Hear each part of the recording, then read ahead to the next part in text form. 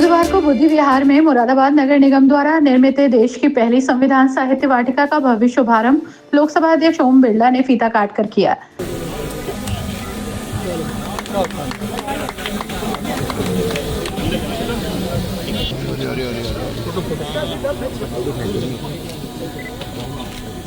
भैया फोन हटियो।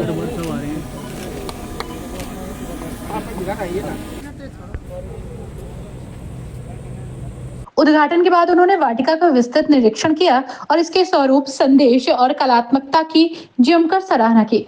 इस विशेष वाटिका में भारत के संविधान निर्माण से जुड़ी ऐतिहासिक घटनाएं और प्रमुख नेताओं की भूमिकाओं को रचनात्मक ढंग से प्रस्तुत किया गया है। 1950 तक की लोकतांत्रिक यात्रा को चित्रों, प्रतिमाओं और साहित्यिक प्रस्तुतियों के माध्यम से दर्शाया गया। लोकसभा अध्यक्ष ओम बिरला ने कहा कि ये वाटिका न केवल आने वाली पीढ़ियों को संविधान की महत्ता से परिचित कराएंगी, बल्कि उन्हें लोकतांत्रिक मूल्यों को आत्मसात करने की प्रेरणा देगी। उन्होंने आपातकाल के 50 वर्ष पूर्ण होने के अवसर पर लगाए गए लोकतंत्र के काले अध्याय से जुड़े स्टैचू का विशेष रूप से उल्लेख किया। कहा कि ये इतिहास का वो कालखंड है जिसे कभी भुलाया नहीं जा सकता। संविधान साहित्य वाटिका में देश के संविधान निर्माताओं की मूर्तियां, विशाल संविधान ग्रंथ, अशोक स्तंभ और अन्य प्रतीकात्मक कलाकृतियां आकर्षण का केंद्र बनी हुई हैं। आने वाली पीढ़ी को जहां संविधान का सामर्थ्य, हमारा जीवंत संविधान हमको प्रेरणा देता है, मार्गदर्शन देता है और व्यक्ति के जीवन के अंदर आत्मनिर्भरता के साथ उनको अधिकार और कर्तव्यों का भान कराता है। ये आने वाली पीढ़ी के लिए प्रेरणादायक होगा।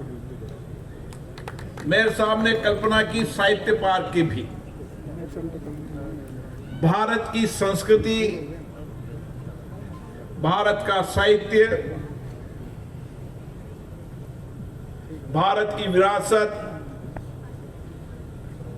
हम सबको आज भी प्रेरणा देती है। ये मुरादाबाद की धरती, ये मुरादाबाद की विरासत, जिसने 1857 की पहली लड़ाई का आगाज किया,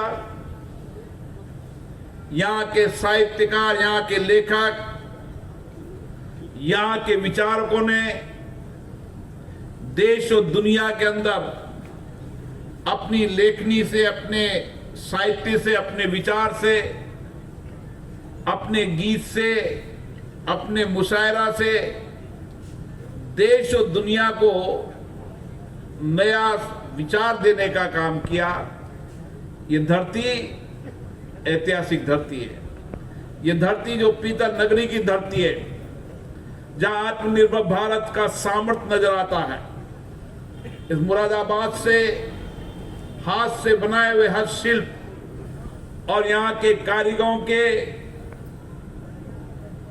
जो शिल्प है, वो दुनिया के अंदर भारत की पहचान बनाते हैं। और इसीलिए मुरादाबाद का अपना एक इतिहास है और ये इतिहास जहां आत्मनिर्भर भारत की सामर्थ्य यहां नजर आता है, वहीं आजादी की लड़ाई, आजादी के बाद देश के विकास में और साहित्य के लोगों का योगदान भी आने वाली पीढ़ी को प्रेरणा देगा।